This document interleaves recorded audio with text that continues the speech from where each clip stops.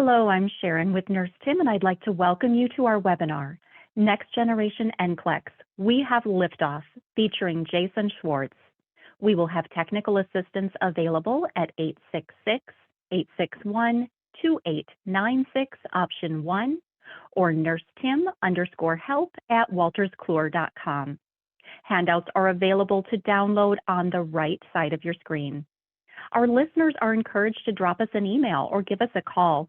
We value your feedback and also your input as to desired topics for future webinars. At the conclusion of this webinar, we invite you to submit the evaluation with your feedback and to receive your NCPD certificate with contact hours. You will find that evaluation to the right of this webinar. Disclosures. NCPD. This webinar has been awarded 2 Nursing Continuing Professional Development Contact Hours by Nurse Tim Incorporated.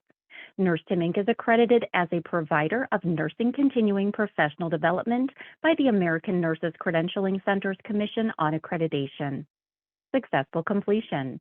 Criteria for judging successful completion of the webinar are attendance at the entire activity and submission of a completed evaluation.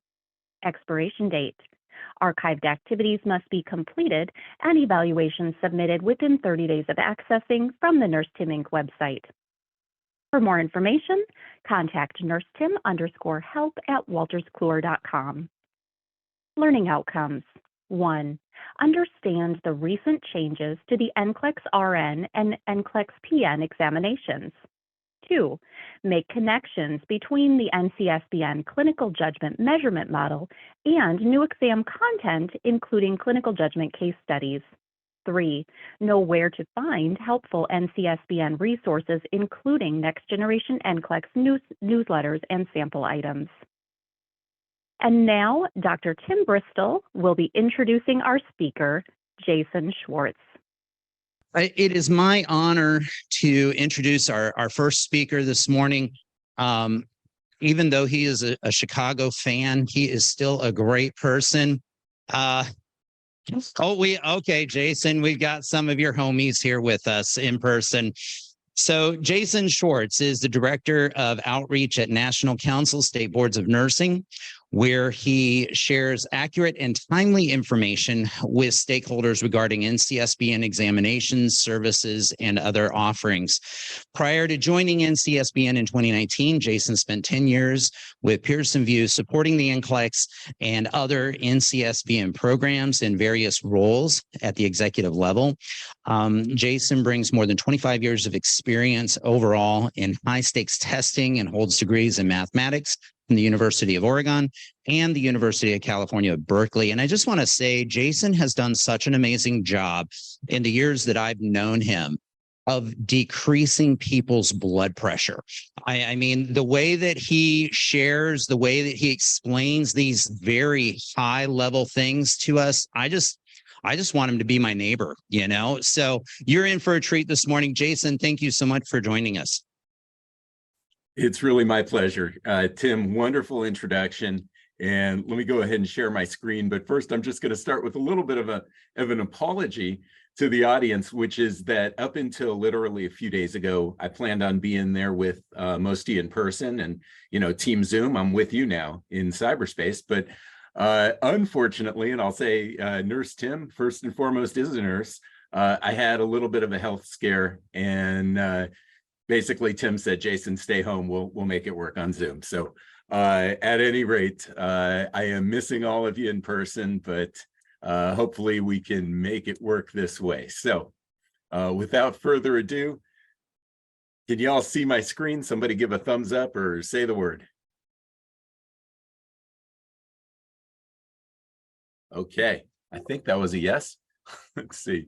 All righty. So we're calling this Next Generation NCLEX. We have Liftoff. Some of you have been to some of my things before, but this is brand new and different because in the past it was Next Generation NCLEX Countdown to Launch. So it is past April 1st now. We have an actual exam.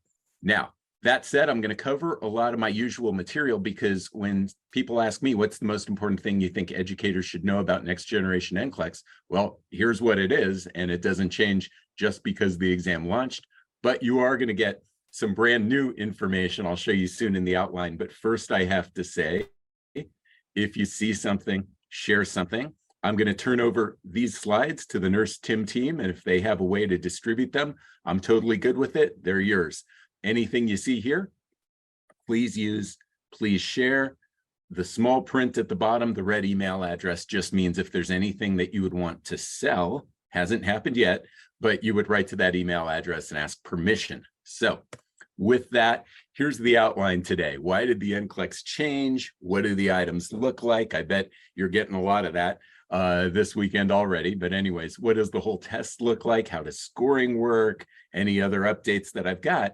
And then a brand new section called How'd It Go, right? Translation, things like pass rates. So Q&A, as mentioned, will be in the next hour, but I'll be around for that. So with that, let's jump in. Why did the NCLEX change? I like to tell the origin story, and this is something that actually began 11 years ago, right? A lot of you probably first heard about changes coming to the NCLEX in maybe 2018 or 2019. If you were really, really following us closely, maybe 2017. But at any rate, we began work in 2012. We have something called our NCLEX Examination Committee. These are regulators from around the country and even Canada now. And a question posed to us by Dr. Janice Hooper from Texas was, is the NCLEX measuring the right things? So some of you know, and I know Tim talks about it a lot, you know about our practice analysis. We actually go and figure out with a scientific study exactly what entry-level nurses do. That's at the RN level, that's at the PN level. Every 3 years, we conduct that study. We augment it with what we call a continuous practice analysis, sort of in between those 3-year goalposts, I guess. And so we have a pretty good idea at NCSBN of exactly what first-year nurses do, therefore, what we should test. However, there's a catch, and this is true not just for the NCLEX, but really for any exam if you think about it, and that is that what you test is really a combination of two things. It's what you want to or should test combined with what you're able to test. And so Dr. Hooper was actually getting at clinical judgment. And where we were in 2012 was that felt like something that we were not able to test, at least in a high stakes, valid, reliable, legally defensible, et cetera, add your adjectives and adverbs manner, right?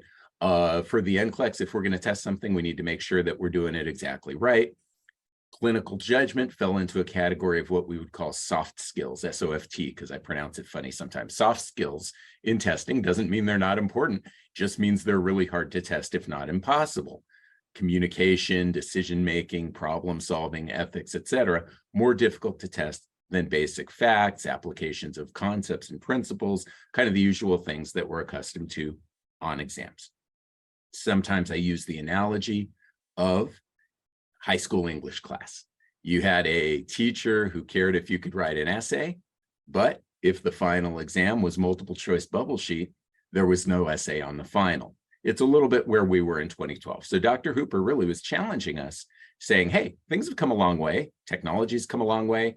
Having paid attention to these testing meetings for a few years, I know that testing is continuously moving forward as well.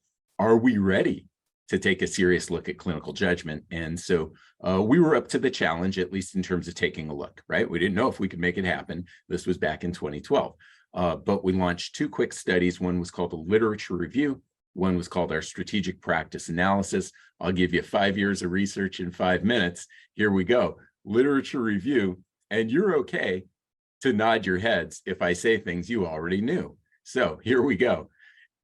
Educators already knew that clinical judgment, decision-making, critical thinking were important. Educators already knew this, right? Now, by the way, how do we work at NCSBN? We always have to have data. We always have to have research. So if 100 people tell us it's true, we're still going to do the study, right? So I'm not going to say that we would have disputed this. Point is, we were happy to see it in our study. So educators already knew how important clinical judgment was. We also found data from practice as well. So half of new nurses, and when I say new or novice or entry level, that means first 12 months. Half of new nurses were making errors, and about 2/3 of those errors weren't about some fact they forgot. They were actually about decision-making and judgment. And then on the employer side, you see a 20, but I'm going to read it as an 80. That's my mood this morning. No, I'm kidding. I'm in a great mood. But 80% of employers were dissatisfied, essentially, with your new grads, right? Their new hires. Most important thing, so I cover it up until the end, clinical judgment, critical to patient safety and public protection. Again, you can nod your head if you already knew that without our study, but an important piece in the middle, even at the entry level. I stress even at the entry level for two reasons. One of the things you may not think about a lot, but if you think about it, you know it's true. The NCLEX is only looking at that first year of nursing. It's not a test to figure out, is somebody going to be awesome in 36 years, right? It's a test to find out, are they ready for the kinds of things that are going to come their way in their first year of nursing? So entry level is our focus. If it turned out that clinical judgment was something you only needed year 3 and beyond, it would not have a place on the NCLEX. Now, I also emphasize it because there's so much literature that talks about the idea that clinical judgment can and should improve over time with experience. No disagreement from us. Our study did not refute that. We certainly weren't trying to either. But the point is, yes, it can and should improve, but it can't start at 0. Some baseline level is needed, even day 1. So, really important finding from the literature review. Critical to patient safety and public protection, even at the entry level. So we are going to move over to the strategic practice analysis, and I'm going to show you this dizzying diagram and treat it like a clock. So from about 12 o'clock to 7 o'clock, we have 63 nursing skills. From about 7 o'clock to 12, we have 41 nursing tasks. Think of a skill like therapeutic communication that you teach your students because you know it's important, and they're going to need to use it from time to time, probably not just doing one thing, but doing many. So our study affirmed that in the sense that if we look at a particular skill, so this was a study literally where researchers followed nurses around, watched what they did, talked to them about it afterward, and were able to associate skills with tasks. If we look at a typical skill in the study, it tended to be used with 5 to 10 tasks. Now, out of 40-ish tasks, what are we talking about? 10 to 20%, round numbers anyways. So, okay, let's sort of jump around the clock here, if you will, and you'll see 5 to 10, 5 to 10, 5 to 10, sometimes more, sometimes less, but then you get to skill 33, clinical judgment, and you see a radically different picture. So the takeaway here, clinical judgment, not just something that nurses need, new nurses too, on an unlucky day of the week, but actually something that is pervasive throughout almost everything that they do. Again, you're welcome to nod your heads if you already knew that, but we still needed data. So that was the strategic practice analysis. Where did that put us then? Well, clinical judgment, important and necessary even at the entry level. Probably, to me, the single most important thing. Number 2, we did some self-assessment. Let's take a look at the NCLEX. And keep in mind, this is 2012, 2013, 2014, right? So this is not next generation. This is what we'll call classic NCLEX. Well, it had some clinical judgment. Some of you knew this already because you might have been familiar from our test plan or things you'd heard, right? That there were questions like, which of these clients should the nurse see first? So there was prioritization, decision-making, judgment inherent in items like that. Now, here's the thing. That wasn't formally part of what I would call our test blueprint. In other words, somebody could take maybe a maximum length test and they might see 4 of those. Somebody else might take a minimum length test and they might get 0, right? So there's no guarantee that people got those. And then also, if you think about clinical judgment, right, however you define it, well, who should you see first is a pretty small slice, right? So it's certainly not any sort of comprehensive measure of clinical judgment. Now, I don't want to assert that that's the only aspect of clinical judgment that the old or classic NCLEX had, but the point is the way we were measuring clinical judgment was informal and incidental, and I would say indirect. So that brought us to number 3. If we want direct, evidence-based, I'm going to add comprehensive measure of clinical judgment. Well, we'd have a lot of work to do. That's why it took 11 years, right? I like to joke, we're not slow, we're thorough. And we would also need some new item types, because let's go back to that English teacher, multiple choice test and once an essay. How's that going to work? Well, sure enough, the more we figured out about testing clinical judgment, the more we were convinced that our standard palette of NCLEX item types, multiple choice, select all that apply, fill in the blank calculation, for example, weren't going to get us all the way there. They were a little bit useful, but they weren't going to get us all the way there.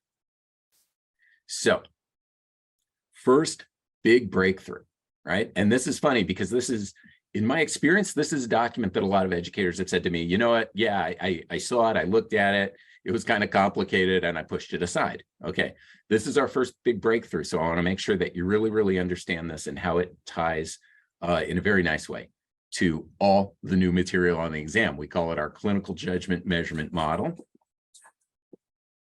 And here it is. So there's a lot here. I admit it. Sometimes I call it boxes, bubbles, and arrows, not to disrespect the pentagons along the bottom. But at any rate, I'm going to focus you on what we call layer 3. And with layer 3, you see 6 boxes here. Recognize, oh, I have a visitor. Oh my goodness. Okay, this is, you go off script a little bit here. Doggy, I'm in a Zoom. Okay, actually, she wasn't supposed to be here today, so I don't think she even registered. Anyways, recognize cues, analyze cues, prioritize hypotheses, generate solutions, take action, evaluate outcomes. Now, here's what we figured out. It's kind of divide and conquer. How do we measure clinical judgment? Soft skill, right? Kind of messy. What do we do? Well, we found out that if we break it into these 6 components that add up to the whole thing, and we can test each of these 6 things, then we have exactly what we need. Now, that creates a new challenge. How do we test each of these 6 things? But we did figure that out. And of course, I'm going to share it with you. But the reason I highlight this layer in particular is because all of the new clinical judgment content on the exam, all of it ties to these 6 boxes. If you, right, not me anymore, if you understand these 6 boxes, you really understand exactly how we're measuring clinical judgment on next generation NCLEX. So the most important thing for me is for you to understand these 6 boxes really, really well, and exactly how these 6 boxes tie into the test content. So that's where we're about to go. Here we go. What's the single biggest change coming to the exam? The most visible change, the thing that initially I'm going to say students and grads were a little bit scared of. And then interestingly, right, having now taken the exam, many grads have said this was our favorite part. It felt more like nursing than taking a test. But at any rate, it's the case study. We have a newsletter on the case study. It's an excellent one. I'll refer you to where to find these things soon enough. But at any rate, let's just jump right in and take a look at what I'll call the anatomy of the case study. I'm going to assign some numbers to it for a second. So where we put the 1, that's the "you are here." Now, this is important. It's come to my attention that not all grads like to read the directions. Where you see the bright number 1, that is their only hint that this is a case study, by the way, right? So if they fail to read that, they could still do okay on the test, don't get me wrong. But the point is, they're going to wonder why we just asked them 6 times in a row about some person that kind of seemed the same as the person in the last question. Well, okay. So anyways, that just tells them case study. So it's worth noting. Where we have the 2, 3, 4, 5, 6, we call that the scenario, or sometimes when I'm feeling verbose, the real world nursing scenario. And then where we have the 7, that's where we keep the questions or the items. And so we'll have 6 of those per case study. If you've been paying careful attention, you noticed we had 6 boxes in that clinical judgment measurement model, layer 3. No coincidence, because our 6 items will exactly follow our 6 boxes in the exact same order. Let's take a deeper look at all of this, and I'm going to go ahead and read it for anybody that might be Zooming while driving or anything like that. So the nurse is caring for a 17-year-old male client who reports a recent injury to the left thoracic cage.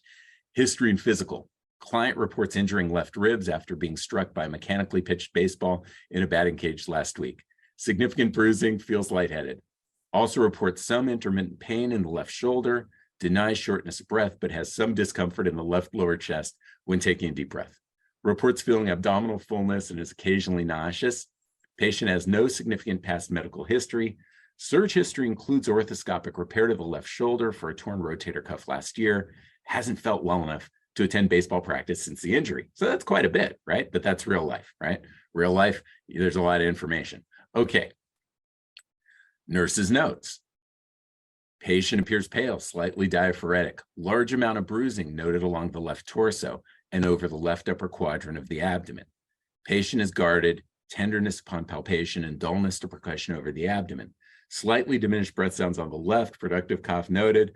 ECG shows normal sinus rhythm. Okay, home stretch. We get to the short ones now. Vitals.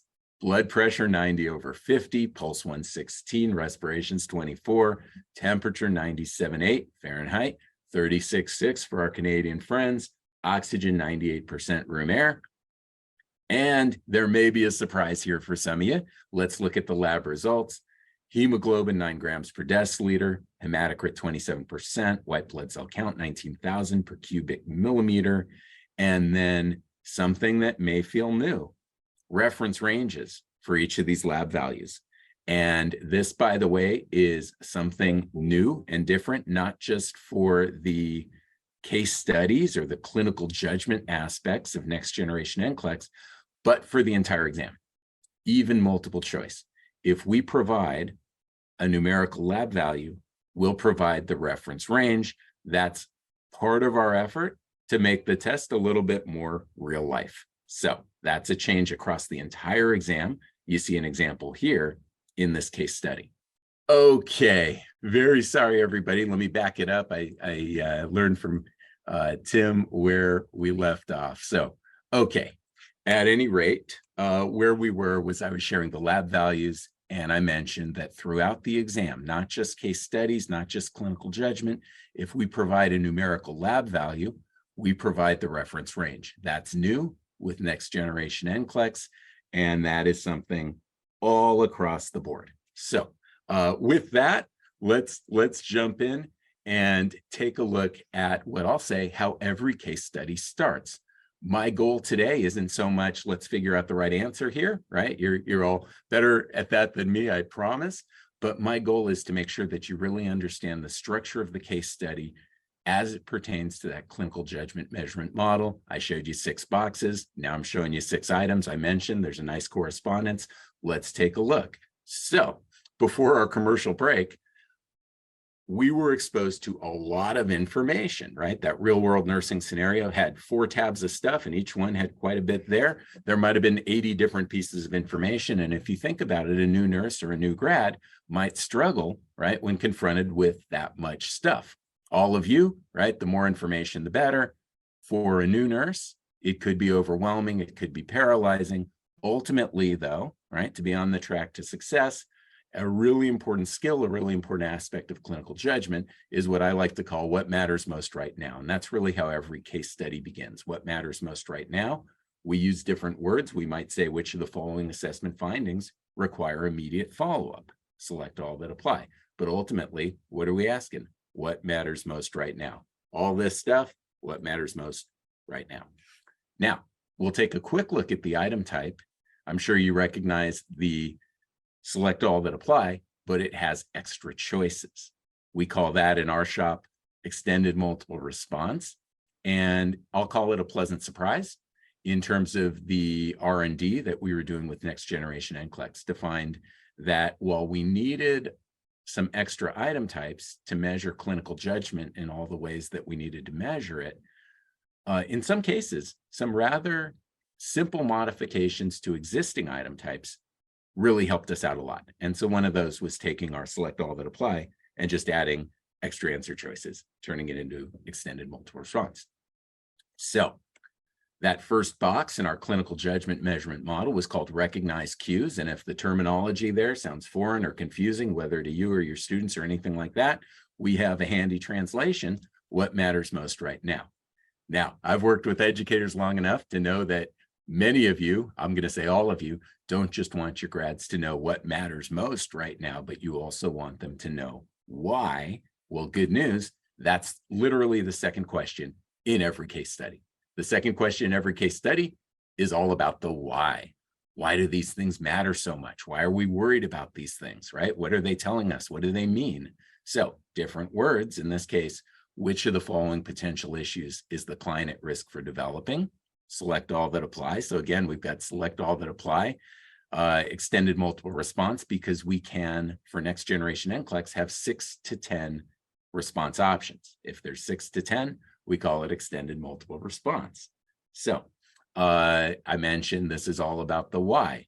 Well, those things that we indicated in the first question matter a lot because this client may have some pretty serious risks, right? Some things they really don't want to develop, and maybe it's good for us to anticipate or know about them. So at any rate, second question basically asks why.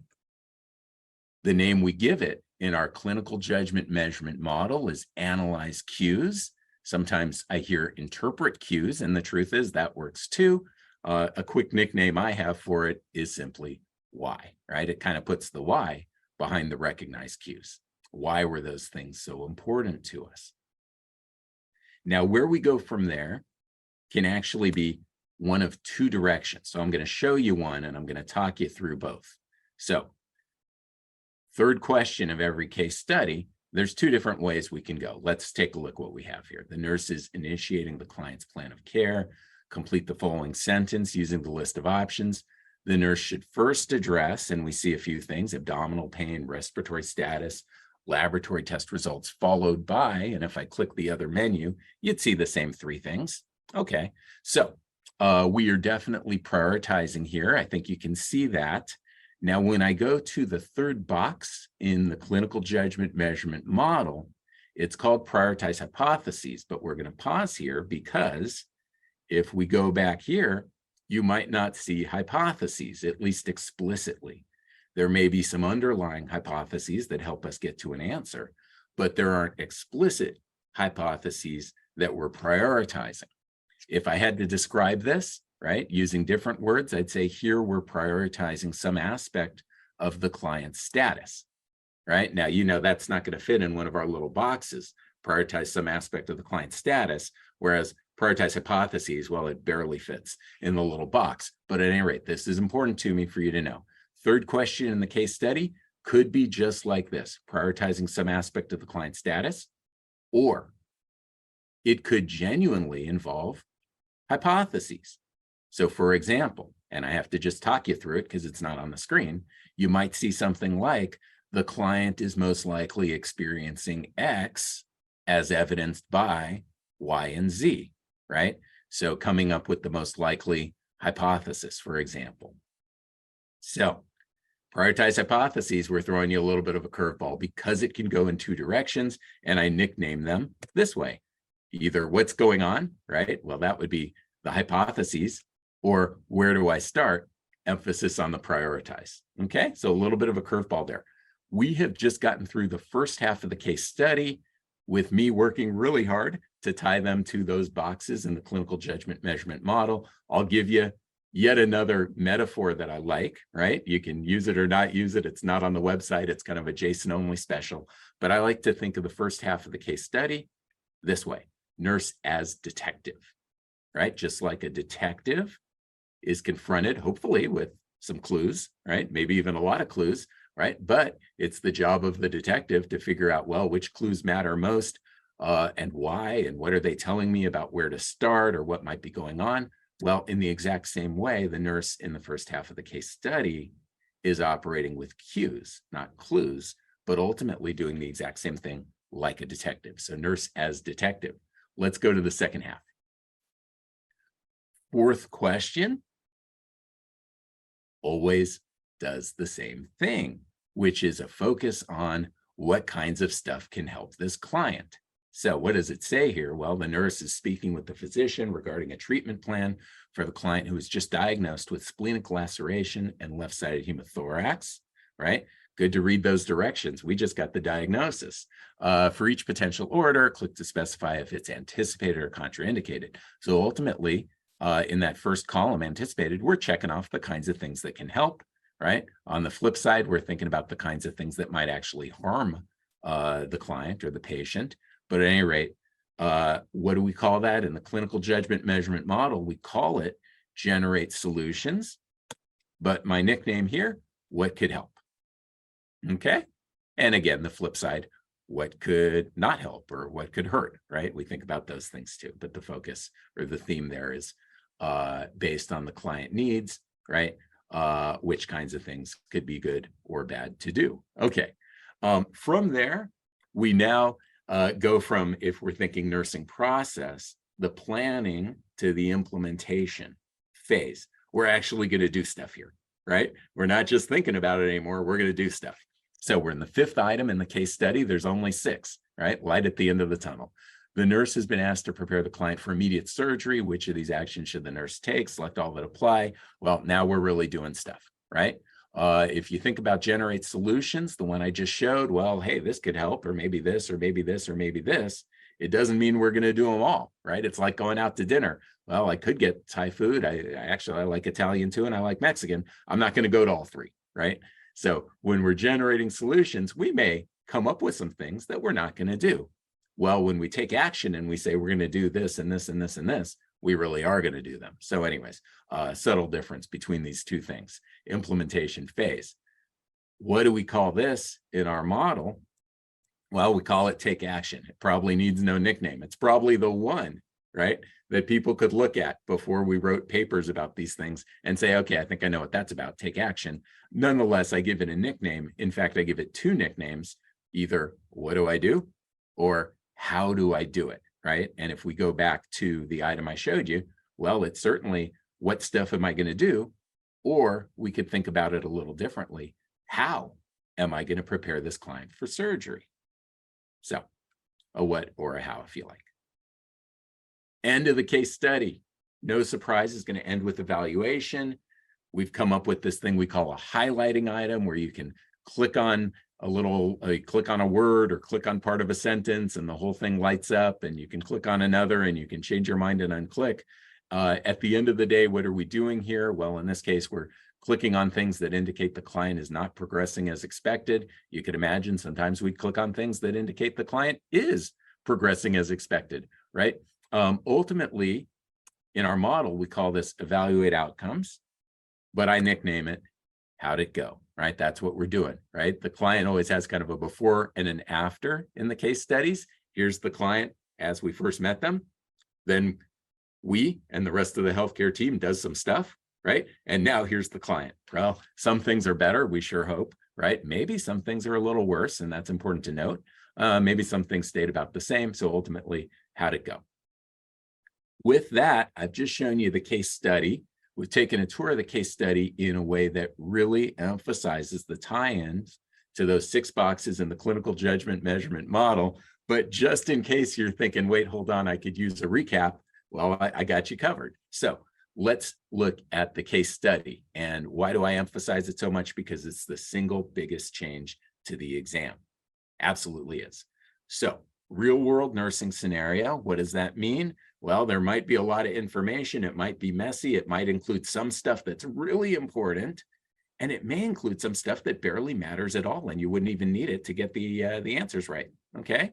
So, but that's real life, isn't it? Right? You're looking at that electronic health record, or you're talking to the patient, you're doing assessment. There are things where you're like, oh boy. And there are other things where you're like, okay, got it. So anyway, real world nursing scenario. And in general, let's think about that as lots of information. Okay. Then followed by 6 questions that always go in the exact same order. And I could say the order: recognize cues, analyze cues, prioritize hypotheses, generate solutions, take action, evaluate outcomes, which means a ton to me, right? But it could be a little bit confusing for students. And at least initially, I'm not going to say that educators totally knew what we meant. Okay. And so at the beginning, when I started doing these presentations, this was a reaction I got. Oh my gosh. So Jason, do you know how hard it is to prepare students for success as nurses? Oh, and the NCLEX, by the way. And now you're telling me I have to find room to teach 6 brand new, completely different kind of weird things? Well, no, I'm not saying that at all, because now let's look at it this way. What's the case study? Well, it's your new grad as a new nurse, right? Encountering a real life, real world patient situation is going to be able to ask and answer questions like this. What matters most right now and why? What might be going on? Where should I start? What kinds of things can help? What do I do, or how do I do it? And at the end, let's say, how did it go, right? Well, these are the exact questions or skills, if you like, for success, survival skills for new nurses. I could say survival skills for the patient sometimes too, right? These are the survival skills, I think, that you've always wanted your grads to have. The only difference now is that they're also on the NCLEX, right? So I don't think these were things that nobody cared about and we invented them and they're brand new and they're totally different and oh my gosh, right? I actually think these are really at the core of what the most important things are, right? That your grads are going to be able to do with all of the knowledge that they learned, from you and other faculty, right? So anyway, okay, some small print at the bottom. Setting. My examples tend to live in the hospital, got it, emergency department, whatever. Anywhere there's a new nurse, you could have a case study. So let's give an example. And these days you can find new nurses in a lot of places, right? But anyways, school nurse could be a new nurse. First year nurse could be a school nurse. So you could have a case study on the playground. You could have a case study at the school nurse's office, right? So different resources. The school nurse might not have access to a very big healthcare team, right? So there are some differences, right? Depending where you are. Eligible content. My example was med-surg, right? But really anything in our test plan is fair game for the case study, right? Peds, psych, labor and delivery, you name it. But two things I want to say about that. Number one, we have to stay entry level. In other words, we need the case study and all of the questions to be the kinds of things where we would expect success even from a first year nurse. We're not going to make it too crazy and advanced, right? So when I say labor and delivery, don't picture the most complicated stuff where the really experienced people absolutely are essential, right? If it's labor and delivery, picture the kind of ways that a first year nurse would be involved and be helpful. What else do I want to say? Well, it's a case study. It's got 6 questions. So if I say peds, if I say psych, it could have both. So you could have a case study and maybe the client is a pediatric client and some of their issues could be psychiatric or mental health issues. So anyway, anything in the test plan can be in the case study. Is that it? No, I've got more, but point is that the only way we measure clinical judgment? Well, by now, I think you've seen that we've got a few other ways that we do it. We've got a newsletter on it that's a really good resource to go into detail. I love to go into detail on the case study. What it means is I don't give you much on pretty much anything else. And I actually think that's a good deal for you. I think that's what's best. But anyways, our newsletter goes into detail. But the point is, we have some one at a time items, not case studies with 6 things. I call those, in testing a 6-pack, right? The case study's a 6-pack. Well, these are the individual cans and bottles because it's just one question at a time. We call them trend items, bow tie items. We have other individual items like which client should the nurse see first.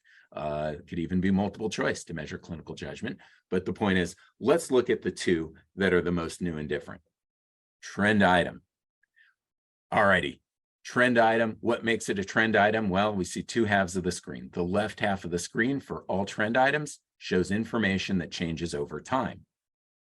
The right half of the screen asks a question. Now, does it ask any question in the world? No, it has to be clinical judgment, and it has to point to one of my 6 boxes. So we won't dive deep into the content. I won't pronounce the final answer choice, but what I will say is, when we think which of the following diagnostic procedures should the nurse anticipate, we're kind of thinking about what kinds of things could help here. What would be helpful? And that's my 4th box, generate solutions. Now, this trend item then points to that 4th box, generate solutions. You don't have to know that to get it right, by the way, right? I'm just telling you to make good on my promise that all of our clinical judgment content hits one of those 6 boxes, okay? Generate solutions in this case. Other trend items could hit recognize cues, analyze cues, evaluate outcomes, and so on. Okay, so this is just one example. There are essentially 6 different skills we could have hit. Bow tie, moving quickly now.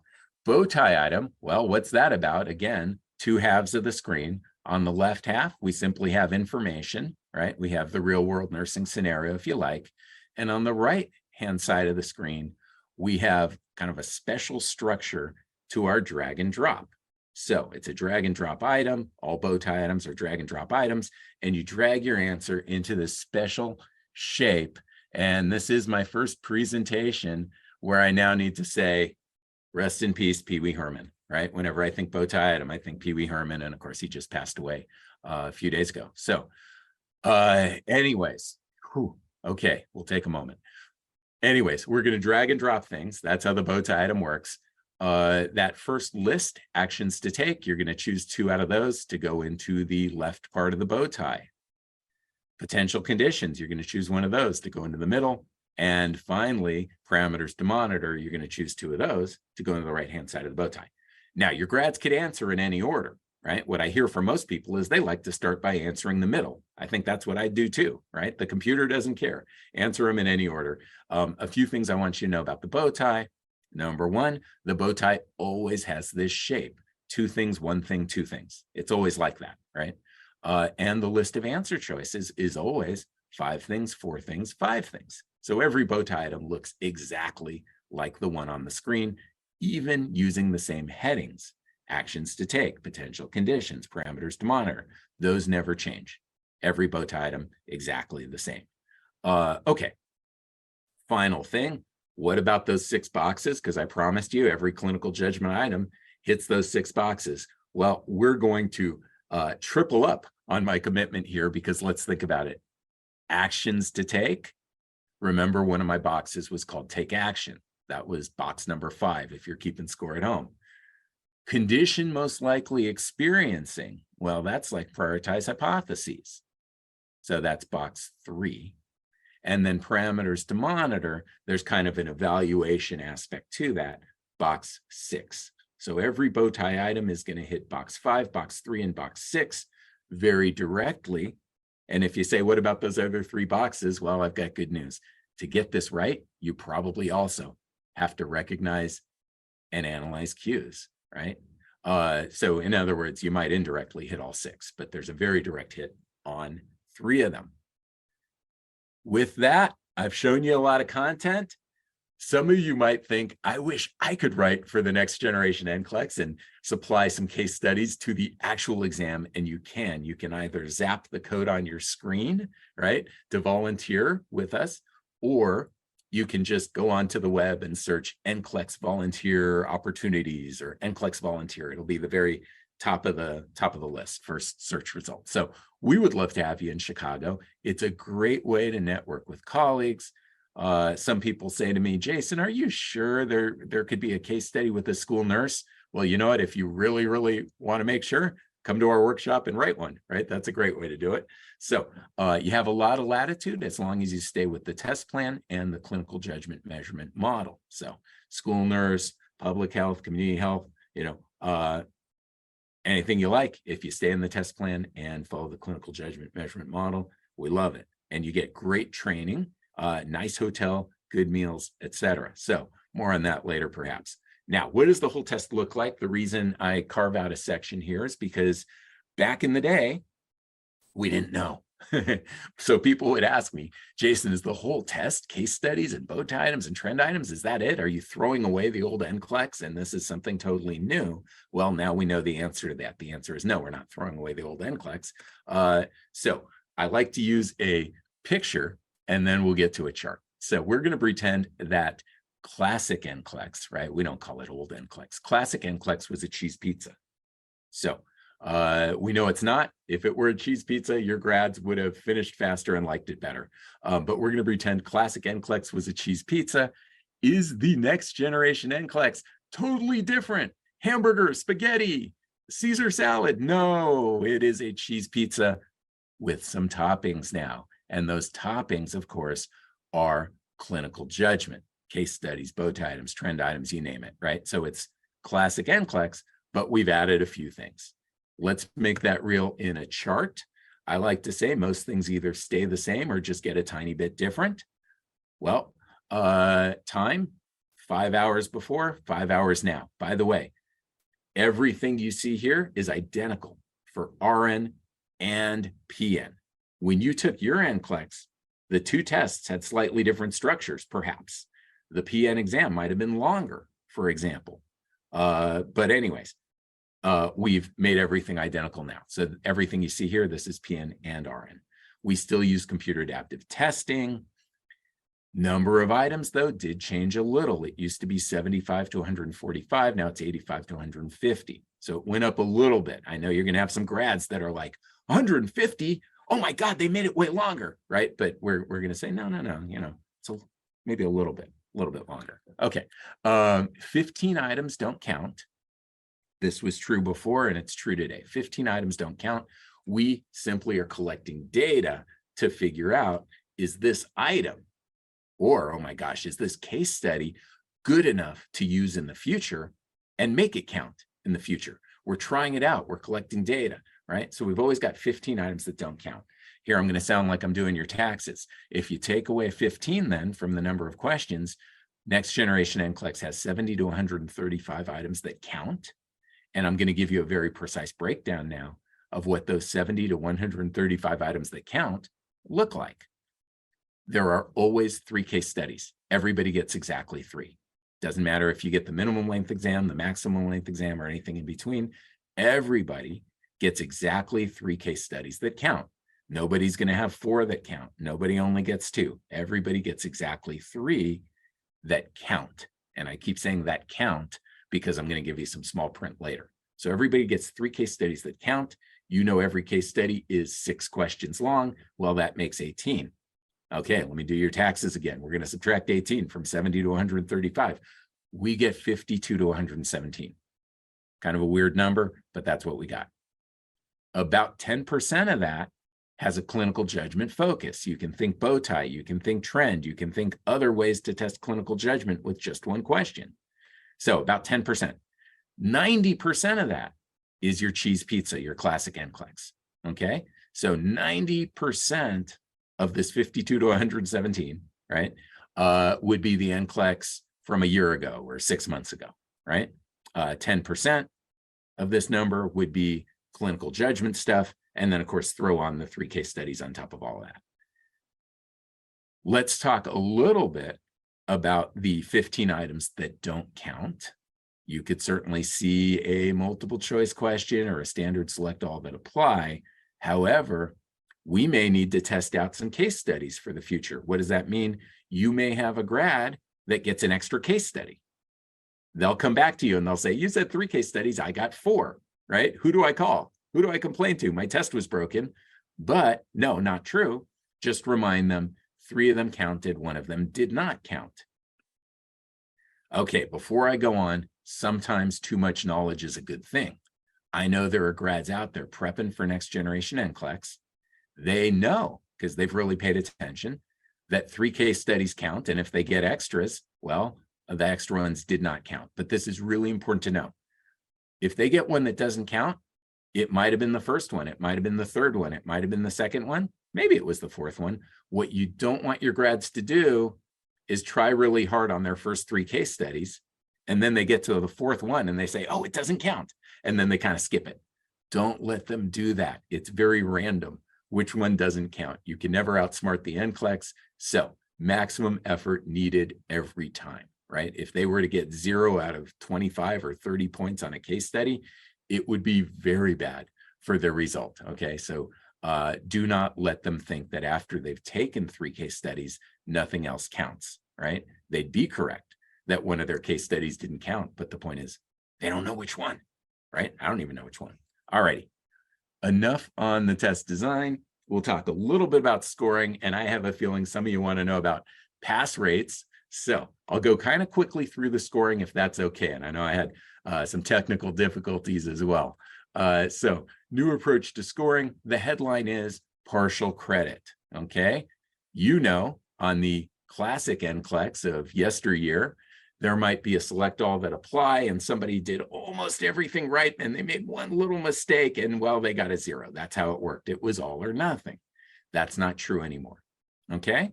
So all the new stuff I just showed you, all the clinical judgment stuff I just showed you is being scored partial credit, but wait, there's more. Even our older select all that apply select all that apply, the ones that we've kept, right? The ones we're still using from a year ago or 2 years ago or whatever, those are also moving to partial credit. In other words, if there's something that looks anything like a select all that apply, it's partial credit. Doesn't matter if it's clinical judgment or not. Okay. Now, the bad news is, right, more for me as a presenter than anything else, we have 3 different ways that we assign partial credit. So I'm going to show you each of the 3 different ways rather quickly.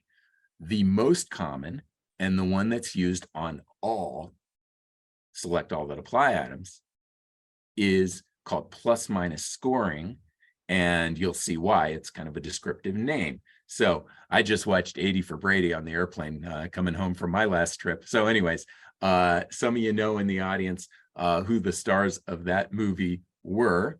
So let's pretend though, because for partial credit, we never want a perfect score. Let's pretend that somebody accidentally maybe thought Halle Berry was in the movie and not Jane Fonda. Okay, well, how would we score it with plus minus scoring? We would assign a point plus the plus and plus minus. They'd get a point for each answer they marked that was correct, but they would lose a point for anything they marked that was incorrect. So in this case, if we tally it all up, 3 correct, 1 incorrect, this would be 2 points total. So that's the most common approach to partial credit scoring on next generation NCLEX. We call it plus minus because you can get pluses when you mark something correct, but you get minuses if you mark something incorrect. First question I'll answer is, why do we take away points? Is it because we're mean? No, it's not because we're mean. It's because, think about this for a second. If we did not take away points, if we didn't build in that penalty, people could just check all the boxes and they'd always get full credit, right? If there was no penalty, you just bubble it all and you'd get full credit. And I know that your grads would figure that one out pretty quick, right? Picture what that looks like. The NCLEX is all about safe and effective patient care, patient safety, public protection, et cetera. Imagine somebody passes next generation NCLEX, right? They're a disaster in real life, right? When they get out there and they're working with patients and somebody finally, there's a little bit of an intervention. Wait, I don't get it. You really passed the NCLEX? And they say, yeah, I figured out I could just bubble in everything. Oh, okay. Well, we anticipated that. We're good. We built in the penalty, so that's not going to work. So that's why there's the penalty. If somebody can check off everything in sight, we build in a penalty. Okay, takes care of that. Now, a little bit of small print on this scoring method. Again, I'll sound like an accountant, but it's technically possible to do a plus minus and end up with a negative value at the end, right? If you really did horrible on the item, you might get -2 or something like that. We won't do that. The lowest we'll give is a 0. Okay, so the lowest we'll give is a 0, even if somebody ends up negative. Okay, told you we're not mean. Okay, second most common scoring method, and by the way, the item I'm showing you looks almost exactly like the one you just saw. It's no longer select all that apply, though. It is which 4. In our office, we refer to these as select N being some number that is specified. Which 4? Well, here's the thing. The computer will not let you check off every box. The computer will only let you check off 4 boxes. So guess what? We no longer have to have a penalty. That's the only difference. So if somebody does this, they get those 3 points. I can't say it, sorry, but they don't lose any points. In other words, this time their score would be 3 points total. No penalty because they can't game the system and check off everything in sight. So a little bit subtle, the difference there. Second most common scoring method. Now there's a third scoring method. It's the least used. So if I confuse you, don't panic too much, but I want to emphasize our scoring newsletter is tremendous. Our scoring newsletter uses actual nursing content, right? So I get to have fun because the real nursing content that you also want to see is in the newsletter. And I want you to go there and read it. Detailed explanations for the scoring, et cetera, et cetera. All right, so let's look at my example. We call our third method rationale scoring. It doesn't come up too much, but we use it when we care more about a relationship than individual elements. So The nickname of, and we've got some states, is the, and we've got some state nicknames, right? Well, those of you who didn't travel far to nuts and bolts, I hope probably know that the answer here is Minnesota is the Gopher state. But let's pretend that somebody decides Minnesota is the Hawkeye state. Well, how do we feel about this? Well, if what we care about is the relationship more than the individual elements, we're probably not going to look at this and say, oh, okay, it's half right, right? Let's give it 1 out of 2. If what we care about is the relationship, we might look at this and say, you know what? They don't know the relationship, right? It's not like they half know the relationship. We're going to say they don't know the relationship. And so in this case, if that's what we're valuing, the relationship, it would get a 0. Okay. So the newsletter's got, or not the newsletter. The newsletter. I'm so sorry. The newsletter has some great examples of how this is used. And you might picture things like the nurse should question the order for, let's say, medication X because of Y. Well, we care about the reasoning more than we care about the individual answers. Therefore, we would employ a scoring method like this. We're sort of clumping their answers into a single scoreable unit. That's a little bit jargony, but okay. With that, I'm going to point you to some quick resources, and then we'll talk about how's this test gone so far for your actual grads. Resources. Well, we've put together big, thick packets of samples. If you go to NCLEX.com, you scroll down a little, you see a giant eyeball, you'll see get the exam preview and sample questions. They're yours, they're free.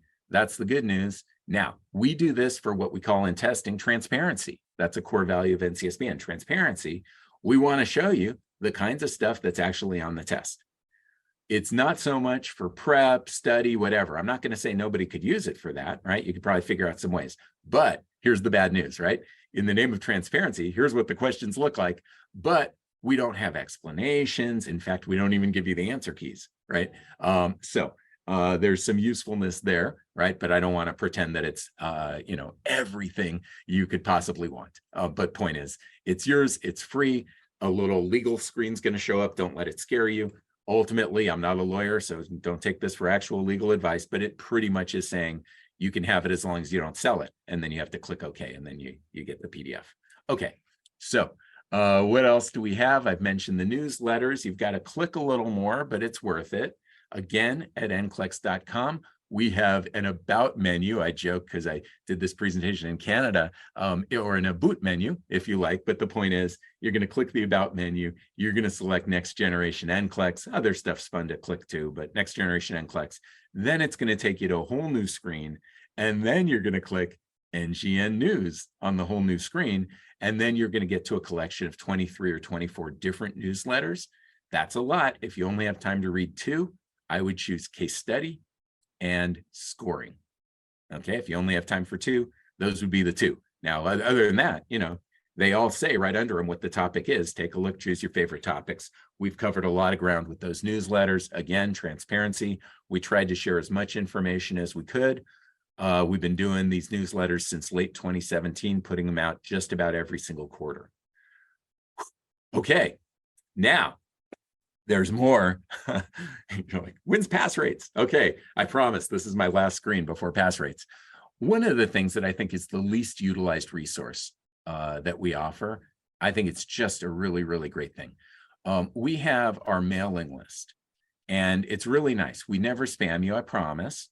You just search NCSBN subscribe on the web, because the web name is way too long for me to tell it to you. So search NCSBN subscribe. You'll get to a page like this. You put in your email address and you click all the things you're interested in. Well, I think the people I'm talking to today are probably interested in NCLEX RN, maybe NCLEX PN, Next Generation NCLEX. Click those. And whenever we have brand new breaking news on any of those things, you will get it in your inbox. Now, if you check off 3 boxes, are you going to get the same email 3 times? No, we thought of that. You're just going to get the email once. But some of these other things I love, maybe you can barely see it under the orange star on the left. We have a publication called In Focus. I love that magazine, right? And it goes way beyond the exam. Sometimes there's nothing about the exam. I just think it's a great magazine, right? Published every quarter.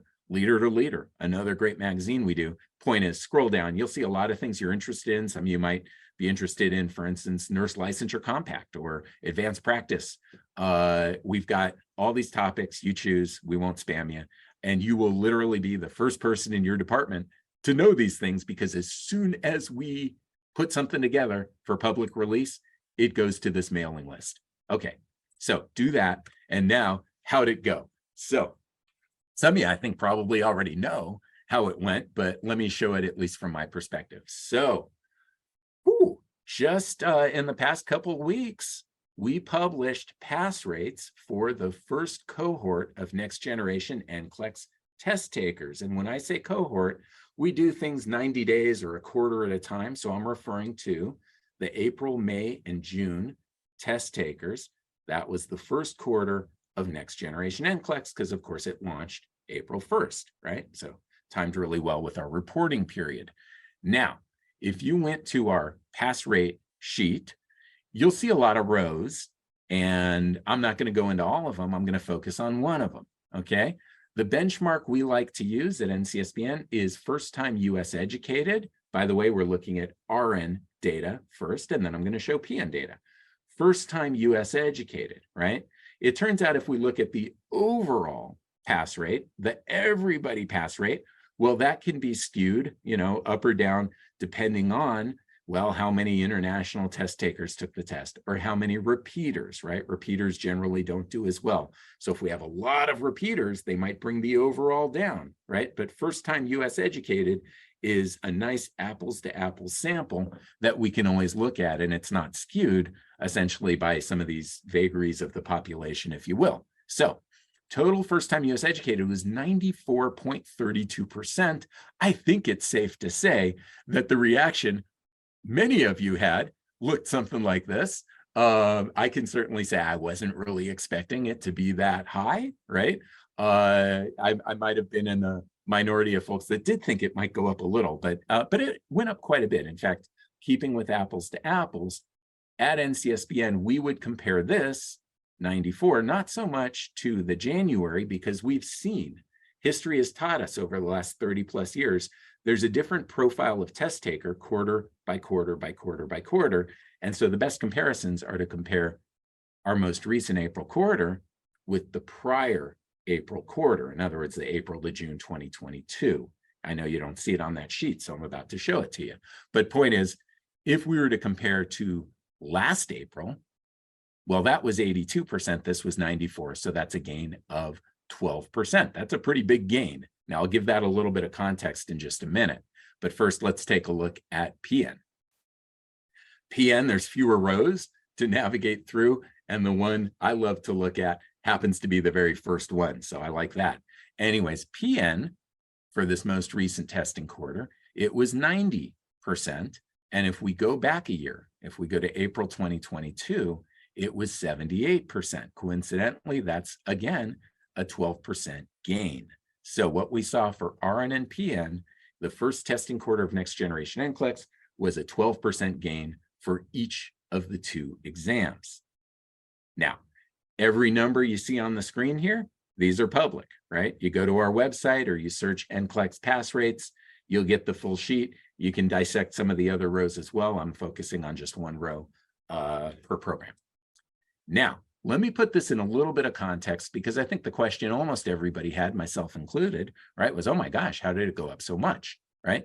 And that's actually something where we are working on a publication. It's not out yet, right? So soon you'll be able to go to our website and you'll see some commentary in terms of some of the factors contributing to these gains.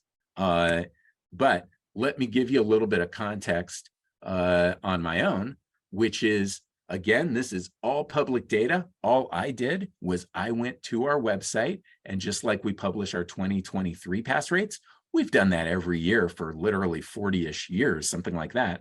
Well, I didn't want to do that many, but I went all the way back to 2007. This is RN, and I'm focused on the April testing quarter. You can see here what almost looks like a random zigzag, but I'm going to give it a little bit of structure, if that's okay. So one of the things many of you know is every 3 years, we revisit what's known as our passing standard. how well do you have to do on the exam to pass, right? And we measure it in logits and all this kind of stuff. But the point is, a historical trend, a historical consistent pattern is that when we update the passing standard, and usually when we update it, we make the test harder, right? Not to make the test harder, but simply to reflect that, hey, evidence is showing us new nurses need to know more than they did 3 years ago. Okay, well, the passing standard goes up, and what we generally see is the pass rate goes down, sometimes a little, sometimes a lot, and then rebounds. So I've put a red bar showing the passing standard was updated for 2010. It was increased. The pass rate fell in 2010, not much. And then you can see 2011 and 2012, that rebound. Well, that's great. But then, well, we went ahead and raised the passing standard again for 2013. And in fact, it was, I think, the largest increase in the passing standard in NCLEX history. And you can see that reflected by essentially the biggest drop in pass rates in NCLEX history. But interestingly, take a look at that rebound, right? From 83 to 86 to 88. Still not 93, right? But you see a bit of a rebound. And it probably would have continued, right? If we're just looking at trends in the data, we might have expected it to keep going up. But every 3 years, we revisit the passing standard. And in 2016, we raised the passing standard again. The pass rate somewhat predictably fell a little bit, and then again, somewhat predictably started climbing. So that's pretty consistent over the history of this exam. But what is, I'll say, a one-time, so far, thankfully, effect was what I'll call the COVID effect. And this affected not just NCLEX, but just about every testing program everywhere, was when COVID hit, we kind of fell off a cliff. And that's not a surprise to all of you, right? We went essentially from 89 to 82 during COVID. Well, here we are at 94, up 12.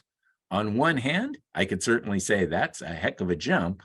On the other hand, and I'm not going to say that this is the answer, right? When information gets published, we'll have a chance to read it and get more information. But I'll just make the observation that generally, if the passing standard doesn't change, we tend to see the pass rate go up 1 or 2% each year.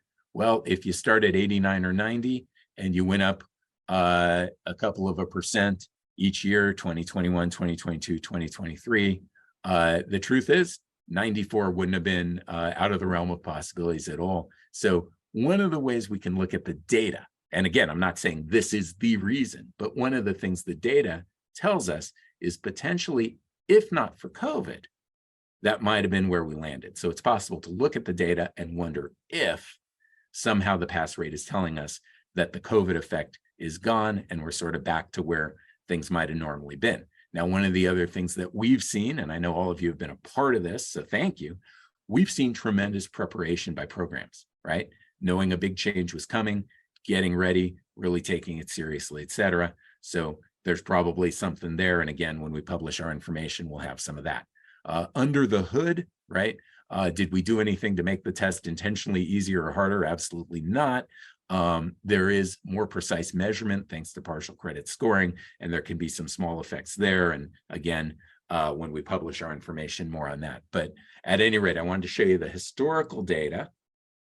Certainly what we see is the biggest jump that we've ever had, but we also have a rather unprecedented circumstance preceding the jump.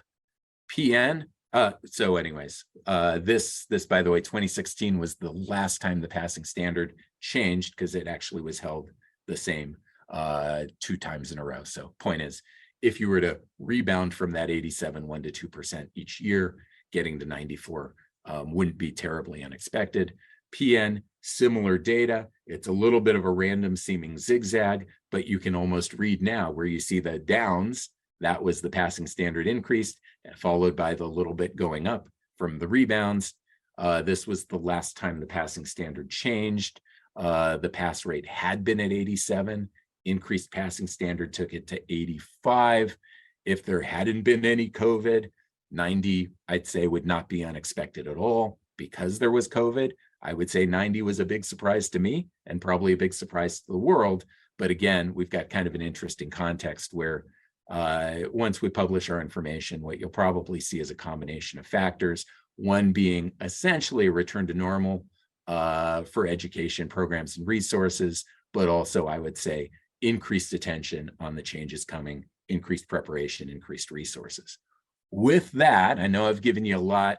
I went a little over because I hung up on everybody maybe by accident. So I'll just say live Q&A, I believe, is coming right up right now, not just for me, but maybe for others. Anytime Q&A, I want you to have my email address. You can write to me anytime with anything you need.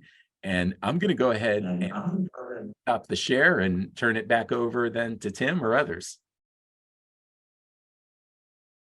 Thank you very much, Jason. Okay. And we have microphones running around the room. So if you have a question for Jason in the room, go ahead and raise your hand. And Danielle, Dr. Terry is over here. Dr. Terry, we have a question right there.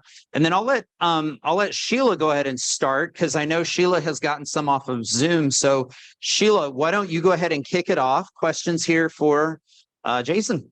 All right, we'll start with an easier question. The question is if there are certain item types typically used with each step of the clinical judgment measurement model.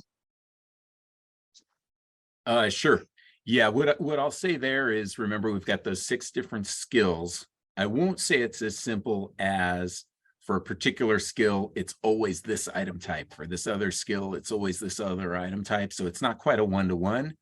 But I think, for instance, if you review our sample item packet, or you just kind of think about the skill, you'll see that there are certain item types that feel a little bit more natural for the item type. So let's just take recognized cues as an example. I showed an extended multiple response. In other words, kind of a, select all that apply with lots of choices. That's a pretty common one. In a way, highlighting is a way to do the same thing, right? If we're trying to indicate out of all this stuff, what matters most right now, what are some nice ways we can do that? Well, we can check boxes next to choices, like a select all that apply or extended multiple response. We can simply highlight the things that matter the most right now. Potentially, we could drag and drop them, right? And so I would say there are some tendencies, but it's definitely not one-to-one. I think reviewing the samples will kind of help make that make sense. Thank you. Go ahead.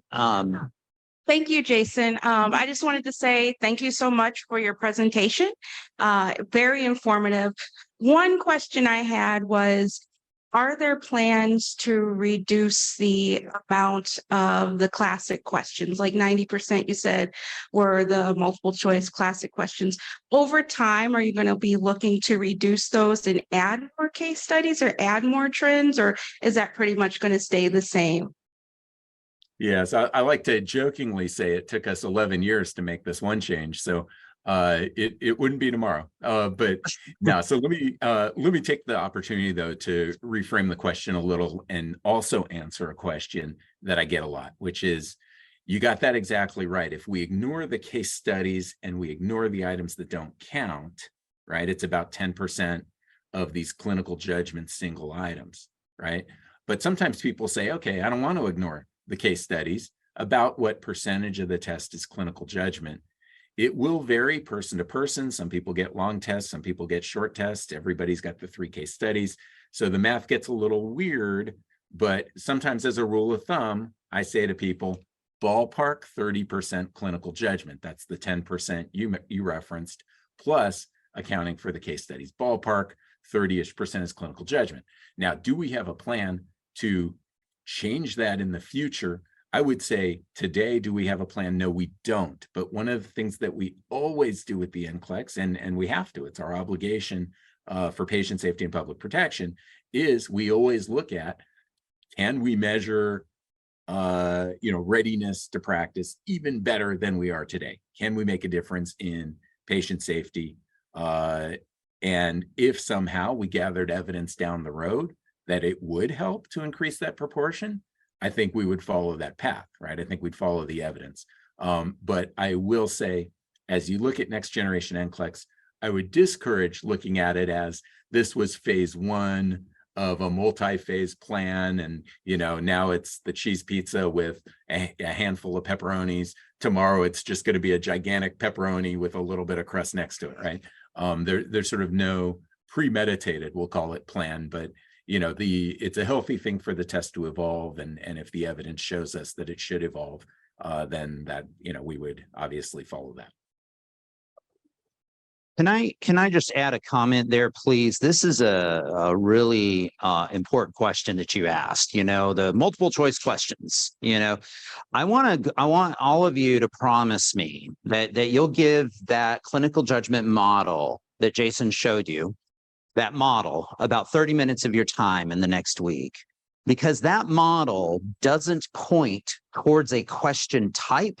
It points towards a new paradigm of learning and a new paradigm of testing. Okay. So I'm here to tell you, let's say that you were a volunteer for Jason and you're now writing test items for National Council. Jason's not going to say, ignore the clinical judgment model when you're writing a multiple choice test item. Jason's going to say, and Jason, I assume you might not be in charge of that committee, but Jason's team is going to encourage you to really make that model a part of every item written. These multiple choice questions that are now in this new era are not your dad's multiple choice questions. This is a new era. The books that we wrote on writing test items, even 5 years ago, are now outdated and don't work in this new paradigm. The clinical judgment model requires such a high level of realism, such a high level of consistency with bedside practice. That multiple choice question of 5 years ago should be nowhere in your assessment structure. It should be a new process. And this started with even Dr. Phil Dickinson talking about next gen with us in 2018, 2019. So please don't go home and send a message to your students. Oh, a bunch of them are regular questions. No, those don't exist anymore. This is a new era of testing. And I want to make sure that you guys don't miss that. That clinical judgment model applies to assessment everywhere, not just a matrix question. So sorry, Jason, I wanted to add a little. You're the play-by-play and I'll be the commentator, the color. Please do. The color guy. You got it. Please, we got another question here.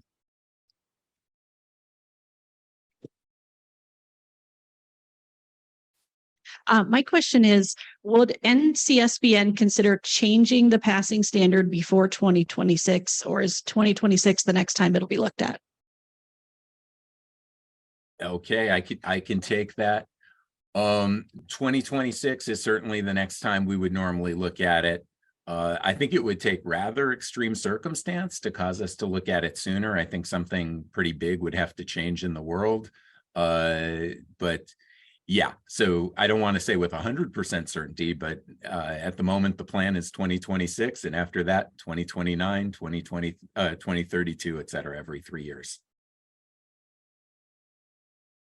Good question. Sheila, go ahead. Yes, you shared some statistics in the beginning of the presentation about novice nurse errors and employer satisfaction. So should we anticipate to see an improvement in those stats based on these pass rates, and how and when will you be measuring that? Yeah, I love the question, because I think at the end of the day, that's really what it is all about, right? I mean, in my world, I focus so much on the test itself, but what's the purpose of the test, right? Why did we introduce these changes? Well, those numbers had a lot to do with it. So should we expect, right? And we've seen, right? We've seen grads are doing pretty well with this, right? They're demonstrating that they actually have some pretty good clinical judgment skills already. So should we see changes? In a perfect world, from a research perspective, we'd have apples to apples. In other words, we'd say, well, terrific. A lot of that data came from, let's pretend, 2006. If we repeat some study in 2026, we should see the percent of new nurses making errors related to clinical judgment decrease. Success, right? We'll take some credit, right? the truth is so much else changes in the world, right? That it's pretty difficult to be able to do the study and say, oh, perfect, this is exactly what happened. So for example, are nurse to patient ratios different now than they were then, right? Is patient acuity different now than it was then, right? So one of the troubling things from a research perspective is that you never get the same universe, 20 years apart when you repeat a study. So I do hope that studies are done that gives us that same type of data.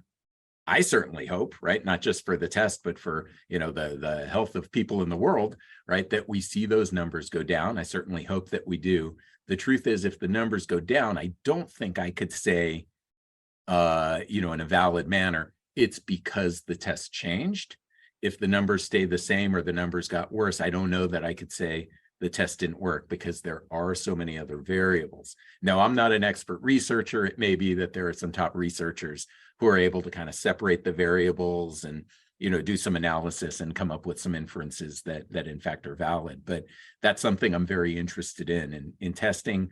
What we call that is external validity, right? We have so many measures, and a lot of them are just really difficult calculations and hard equations that tell us that our test is valid, right? Oh, the test worked. We computed this number and it was 0.04 and we needed it to be less than 0.10. Success, we have a super valid test, right? There's a lot of stuff that's under the hood. The psychometricians look at it.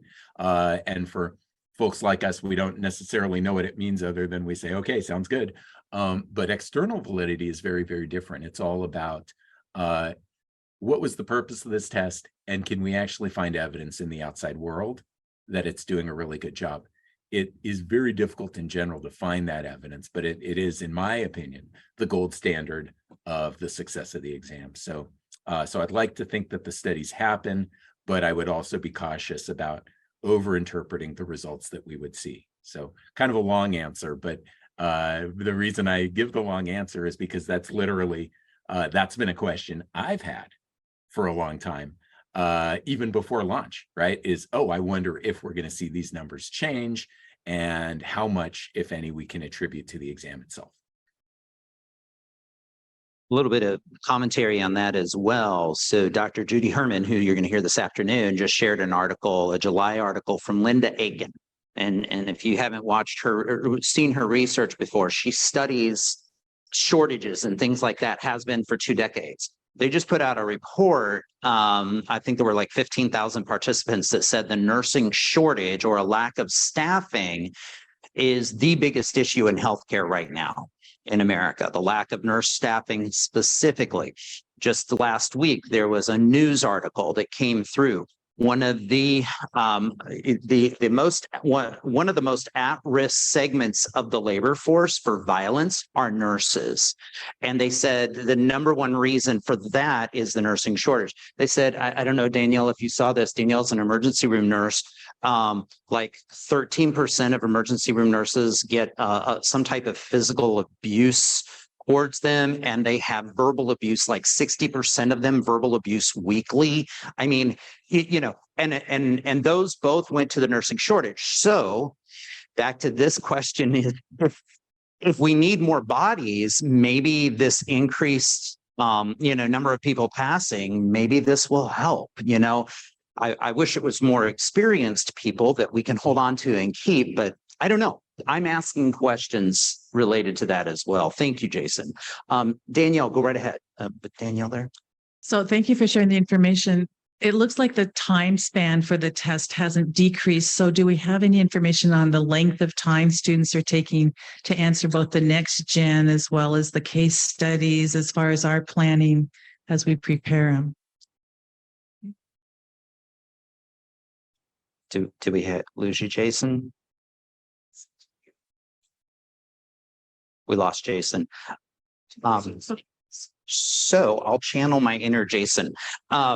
What their validity studies had reported out, I believe it was actually, I think he answered this question at ASIN last month.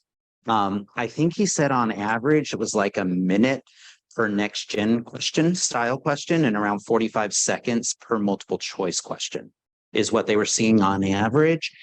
And, you know, when you look at that 6-question case study, he said, obviously, question number 1 in the case study, people took a lot longer than question number 6 because you're moving through the same patient for 6 questions. Are you back with us, Jason? Okay. Heather, is he coming back in, or would you like me to call him? 1-800-JASON if you want his phone number. Oh. Sorry about that.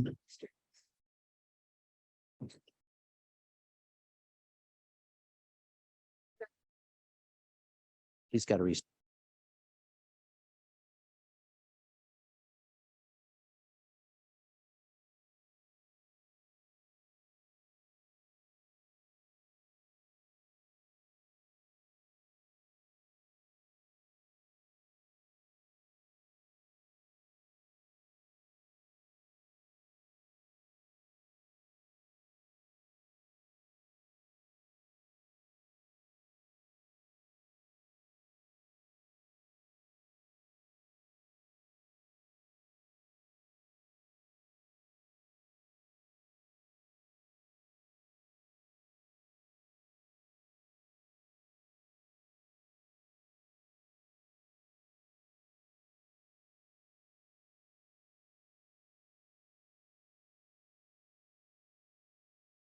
All right.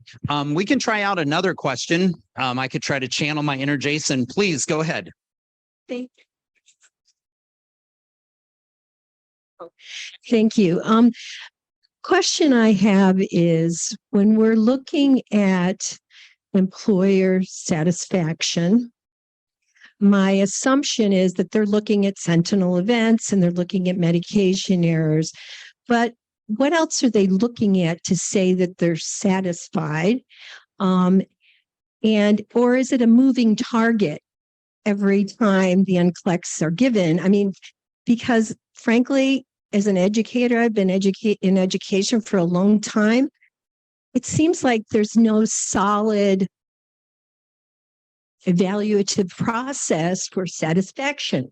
And it all depends who's in that position. And I'm just wondering if that has been looked at and if you could give us more information on that.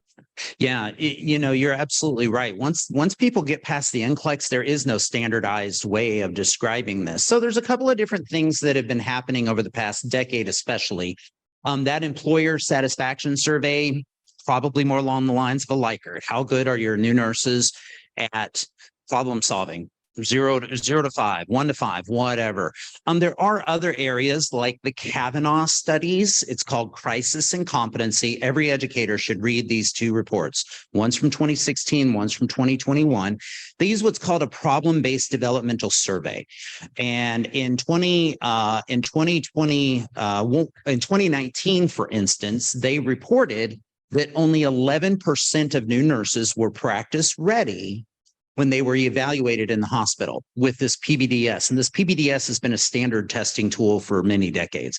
You know, so there's many different things coming to light there. And you know, with the nursing shortage and the loss of experienced nurses, I can't imagine being a nurse manager these days and trying to, you know, okay, you've been here for 6 months, you're now a charge nurse. Congratulations. You know, I mean, that's their life on a daily basis.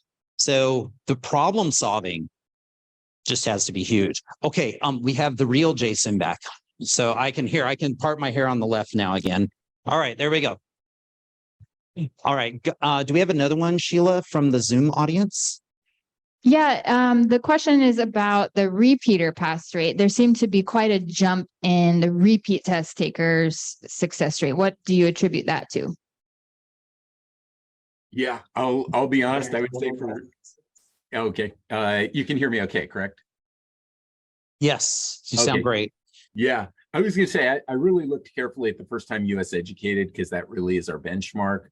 In terms of the repeater, I haven't dissected the data too much. I think what you saw and what I've noticed as well is that kind of all of those breakdowns saw a pretty big jump as well.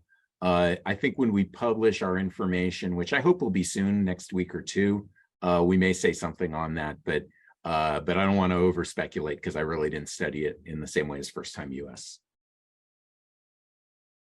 Thank you. Go ahead.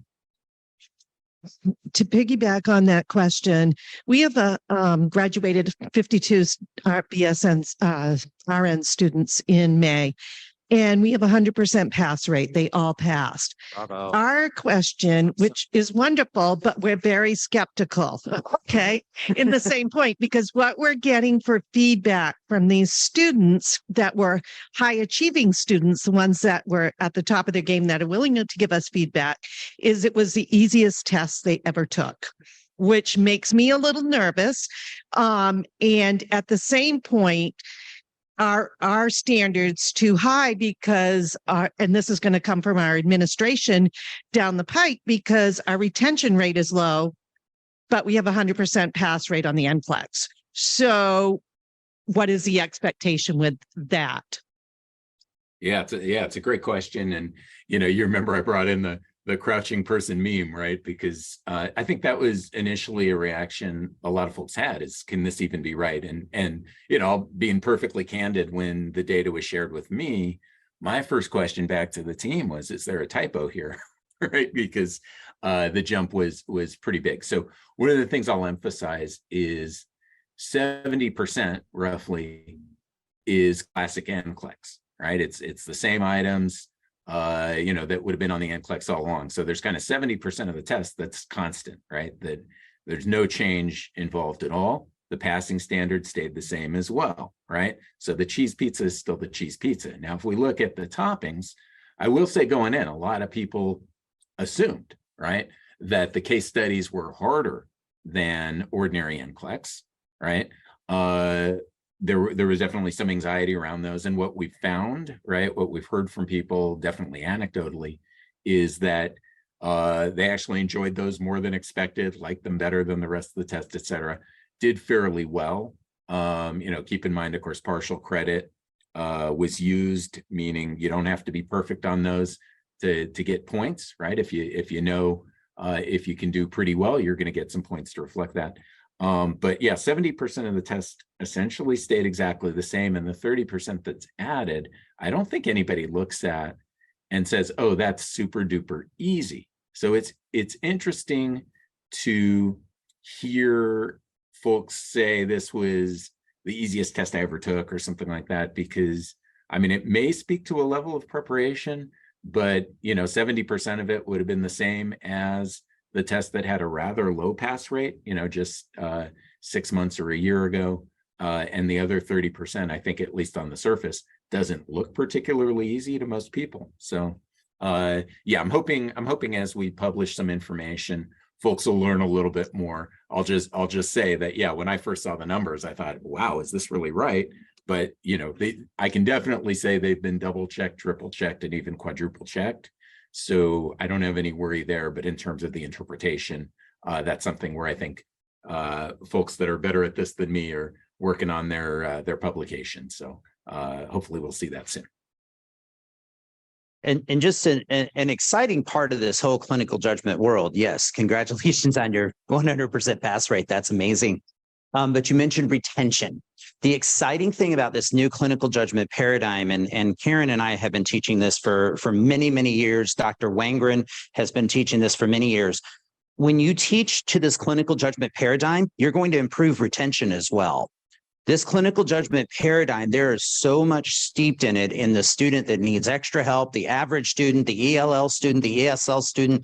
Any student, when you're making clinical judgment a part of your student's DNA, a part of your lesson plan's DNA, you're going to get lots of benefits all the way around. So great question. And we're going to work on that today and tomorrow too. So please go ahead. So I just had a comment related to the pass rate, and I don't think it has anything to do with easiness. I think what we're doing, and we're talking about clinical judgment, but really what we've done is we've taken what they've learned in reality and we've put it in a test question instead of trying to make, they're processing it in terms of, I learned this in clinical. I saw this in clinical, not, oh my God, my professor's asked me one of those crazy questions I got to figure out again.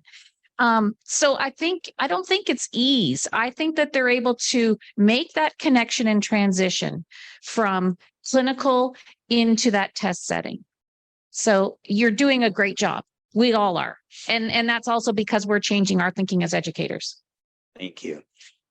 Jason, one question. How much time are you seeing that it's taking for a next gen style question and a multiple choice question? Have you seen those numbers yet?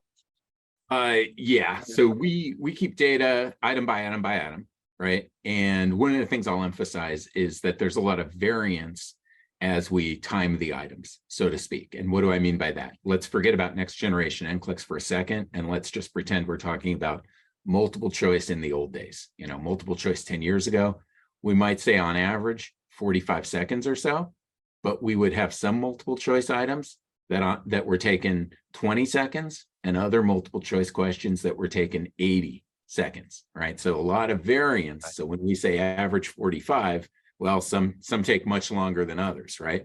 So in the same way, when we're looking at next generation NCLEX, again, multiple choice, right? The cheese pizza, staying about the same, let's say 45 seconds or so. And you know, often I'll just, as a rule of thumb, say a minute, right? Round up a little bit, but it's a little bit under a minute. With non-multiple choice, a rule of thumb that covers things pretty well is to say about 2 minutes each. Now, interestingly, with the case studies, think about this for a second. The case study has 6 questions, generally not multiple choice, right? So 6 times 2 minutes would be 12, and quite a bit to read. Nonetheless, right? So if somebody said to me, how long do you think that should take? I'd say, I don't know, 20 minutes, right? What we're finding interestingly with the case studies is the average time there total is about 12 minutes. In other words, somehow the reading plus answering the 6 questions comes in around 12. Again, a lot of variance. Some could be 9 or 10 minutes. Others literally could be 15 to 20 minutes. But ballpark, we're seeing about 12 minutes on the case study. Thank you. Sheila, do you have another one online? This is sort of in response to the other comment there. There are some faculty that have really changed the way they're teaching that way and are following the clinical judgment measurement model. And some of them, though, are kind of swimming upstream in their schools. Maybe they're the only one, or there's only a couple of them. And they've been fighting the good fight. And now their colleagues are no longer motivated to join them in that fight because they see these high pass rates. What would you say to those faculty in that situation? Tim, do you want me to take that or do you want it? Okay, I can lead. Okay. I did a session on clinical judgment about a month ago for staff development nurses from 50 hospitals in Florida. They are literally dying on the vine. They are sinking. They are being overwhelmed with over 40% of new nurses leaving before the end of their first year. The incident reports, the errors, they just can't keep track. The common, I mean, they are just sinking. And this was a month ago, and they did not know about this clinical judgment piece. They're like, that's it. But when I showed them what Jason just showed you, it was just like 80 people were just like, where do we get, where is this? Well, how do we get it? So, and all the articles are out there to support this. What's happening right now at the bedside is so devastatingly terrible. Please say to your colleagues back home, please take it home with you. You're sending your students into a battleground that has not been experienced before. It is just so rough out there. And this clinical judgment model has the components to help you create an environment where they can learn to be ready for that environment. Not what you and I practiced in 15 years ago, 20 years ago, whatever, even 5 years ago, I argue. So I would say to that faculty member, please keep putting what's happening at the bedside in front of your teams. And I'm here to tell you this clinical judgment model that National Council has handed us, the way they stitched together theory and research with millions of dollars of research at the bedside, it's amazing. It's just amazing. So Jason, thoughts? I mean, yeah, I'll add a few things. So, I mean, first and foremost, right? I mean, I would say for educators, preparing students, preparing grads for real life as a nurse, right, is always the most important thing, right? So if things like what matters most right now and why, where should I start? What should I do? What kinds of things can help? If those are fundamentally really important questions for grads, I wouldn't pull any focus from that, right?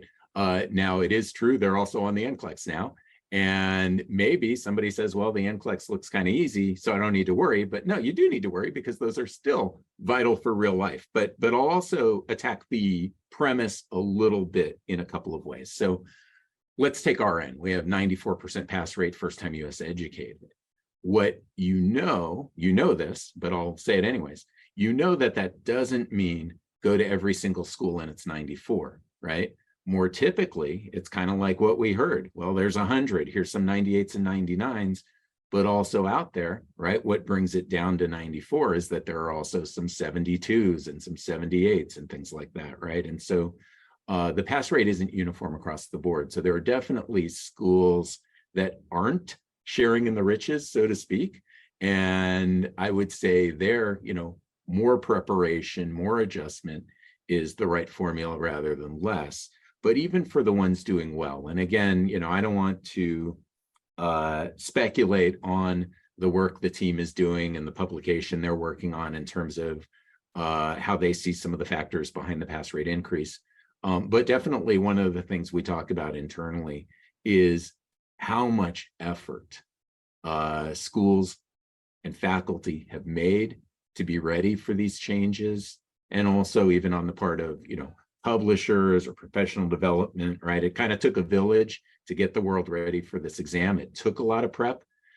When you get a 94% pass rate, there's no guarantee it stays. In other words, if the things you did to achieve it go away or you dial them down, I would expect at least that the pass rate wouldn't stick. In other words, if somebody said to me, wow, we worked really hard and we got the 94, can we work less hard? Well, hey, I don't tell anybody what to do, but I would say your cohort was so successful because of that hard work. And if you want the next cohort to be equally successful, you might need that same hard work.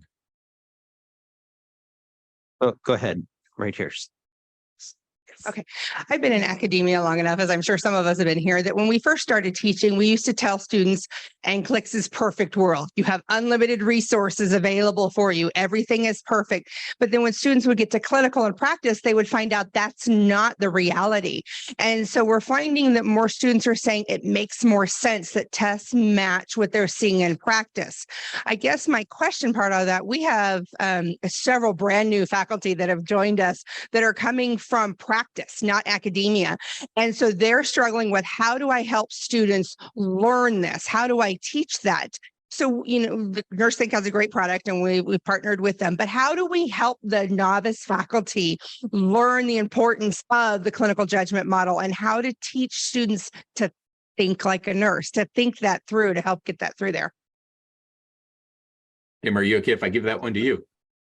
Oh, okay. So yeah, that's why you're here. That's what's going to happen over the next 2 days, because you're absolutely right. Even what we're finding out is even a new educator that came right out of practice, we're like, woohoo, they're going to understand what's in practice. They're going to make practice part of it. The problem is we tend to teach the way we were taught. And so I'm thinking back to the good old days of that huge auditorium at the University of Wisconsin, and I was one of 178 students in the med-surg lecture. Right. And that was my inclination. That was the way I thought it was supposed to be. So what a lot of what we do here and what you're going to see is we want to give everybody the ability to bring a patient to class literally every hour of class, whether it's the patient out of the back of chapter 38 in your mental health textbook, or whether it's a YouTube video of a patient that's been struggling with schizophrenia for 20 years. So how do we make sure that the focus every hour of lecture, even if you're going to use all of those PowerPoints that came with your textbook, even if you're going to use the PowerPoints that were handed down to you from the past 3 generations of faculty that taught this class, whatever you're going to do, once an hour for 10 minutes, a patient has to be the focus. A human has to be the center of the attention of that hour. And then you've got to make sure that your paycheck for the students lines up with that. Students, we're only spending 10 minutes on Jose this hour because that's all we've got. I've got 80 more slides to read to you. So for 10 minutes, we're going to focus on Jose, and I promise you, Jose will be on the Unit 3 mental health exam. You see what I just did there? So new faculty, veteran faculty, you know, we're not asking you to completely throw out your curriculum, lesson plans, those things that you're holding on to that keep you sane. Okay. We're just asking for 10 minutes per hour. Find that patient and make a focus of that patient for 10 minutes. Show your students that clinical judgment model completely operationalized through this guy named Jose, through Mrs. Soon, through Rainey, whoever the patient is. So, is that Jason? Yeah, I like that. I saw a question. Yeah, are you okay with that, Jason? I'm very okay. I was going to say, when I try to stay in my lane in terms of expertise related to the exam, but for me, I generally avoid saying to educators, this is what you need to do as an educator, right? So so that's part of the reason I deferred, but certainly everything you said sounded very good to me.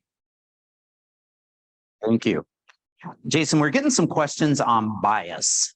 Okay. And I know for many years, you always do studies on bias. Is there a certain category of person that answers a question better because of their background or experience? I know you did a lot of that through many years. I'm just curious, and we're getting some questions here about students that might be non-English speaking, or ESL, ELL. Are there bias studies happening right now? Are there any of those kinds of studies happening on the new NCLEX? Yeah. We you name it, we always have studies going on. But let me mention maybe 3 things that I think are relevant to that. So the first one, it comes to readability, right? And there are, believe it or not, statistical measures, right, for readability. Apart from nursing terms, right? Because I think this audience knows that many nursing terms, right? Bradycardia, tachycardia, these are things general population doesn't know, right? Even college graduates, if they're not in nursing or medicine. Apart from nursing terms, the exam needs to be at a 10th grade reading level or below, right? In other words, we don't want language, reading difficulty to get in the way of your grads demonstrating their nursing knowledge and skills. So that's the first thing to know, is that we have controls to maintain a reading level of 10th grade and below. And that is true still to this day with next generation NCLEX. Now, something to be aware of is I can give you an item that's 2 sentences long, and that may click in at 9th grade level, and we say, okay, great. I could give you the lead into a case study. I could give you a real world nursing scenario that instead of 2 sentences is 25 sentences. Now, if apart from nursing terms, sentence structure and vocabulary are fairly simple, that could also come in at 9th grade, but it's longer. So what I'll say is, from the perspective of, let's say, English language learners, the reading difficulty at the level of words and sentences has not gone up at all. We very tightly control that, 10th grade or lower. But I will say, most definitely, there's more to read, right? There's just more of it when you're looking at case studies. At the same time, we know real life, looking at health records, things like that, there will be more text than 1 or 2 sentences, right? So the idealized NCLEX multiple choice question might be 2 sentences. Here's what's going on. What should the nurse do, right? Real life, it's going to be more, right? For better or worse. But a couple other things specific to bias.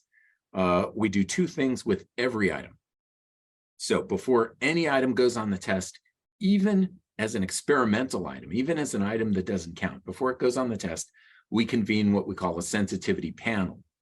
Now, the sensitivity panel will include a nurse, but fundamentally, it's just made up of representatives of the community, right, including non-nurses, who in some sense reflect our general testing population, right? So you might picture a panel, and it would include, for example, African-American, male, female, younger, all kinds of demographics you could name. We would try to have that reflected in the panel. They look at every single item, and in this case, scenario as well, because of NGN, and they would flag for us. They could say, I think this one is problematic for this particular group.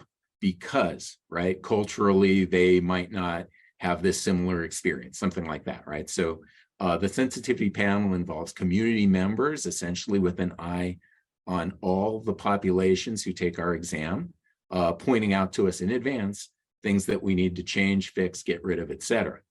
Now, we double up, right? Number one, we heed those recommendations, we make changes. Number two, though, once we do try out an item, in other words, the things that make it through that group, they'll go on to the exam. They won't count yet. We're just collecting data, but we also have statistical measures of bias. And what does that mean? It means for whatever reason, this item, if we look at, let's just take male, female, if we look at males and females who otherwise did exactly the same on the test, right? We're looking at males who got 0.23 logits and females who got 0.23 logits. For whatever reason, those males did fantastic on this item and the females did poorly. There's a gigantic difference between otherwise comparable ability levels of test taker based on these demographic categories. We would then flag that item and put it through to a panel that's looking at the item again in the context of the data. And again, good chance we're going to get rid of it, revise it, et cetera. So there's a lot that we do because fundamentally, at the end of the day, we need the exam to be fair to everybody, right? If somebody's got the knowledge, skills, and abilities they need to practice safely and effectively in their first year, we want them to pass. We don't want them to get things wrong because of how we word things or because of some cultural context that we've introduced. So there's a lot that we do there.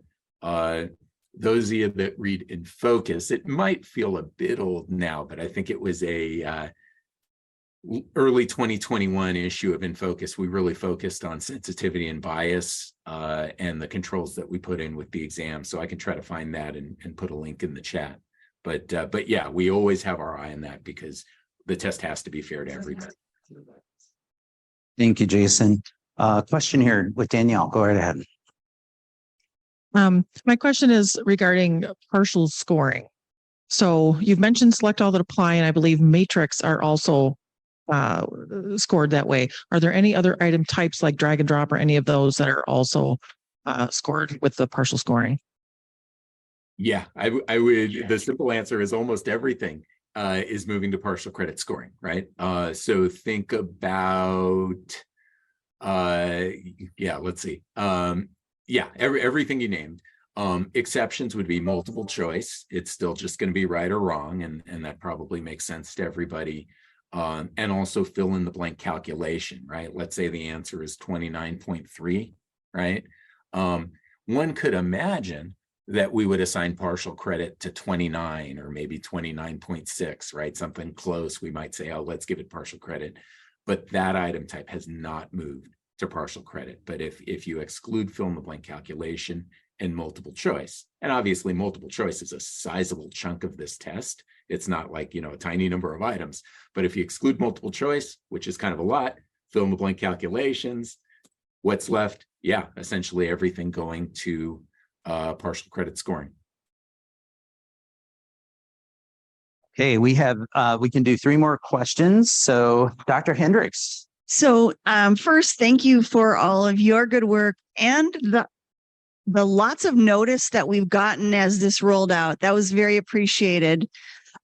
My question is in relation to the faculty at my school are busy now writing our own next gen questions for our own exams in our school, as well as using some that some of the companies have created. Is there a reference or resource that we might look to do item analysis for our homegrown items? Because the statistical analysis, I think, is going to be really different and weird. And what advice would you have for us? So I'll say the short answer is, like Tim said, a lot of what's been out there in the past, right, doesn't apply in quite the same way. I mean, there are always certain principles of writing test items that matter, right? I mean, the idea that your answer keys are correct, your distractors are wrong, your distractors are plausible but wrong, you know. So there are a lot of principles that always hold. There's There's actually a paper, I don't know how many folks have read it, but there's a paper I co-authored on writing test items for nurse licensure exams. That's the good news. The bad news is I think it was from 2015, right? So the question and Tim's remarks prompt me to think maybe it is time for an update. I'm going to say I'll maybe put it to Tim in terms of whether publishers or Nurse Tim, Nurse Think has specific resources. But I would say we're kind of in a new world. I personally haven't seen what I'll call kind of a generic guide to writing next generation style NCLEX questions, other than just internal resources we've developed to train our educators who come in and write with us directly. Tim, do you have more on that maybe? Yeah, I think Dr. Hendricks, Dr. Terry, and Sheila are going to publish a book in the spring. Are you available? You're not available? No. This book is still being written, folks.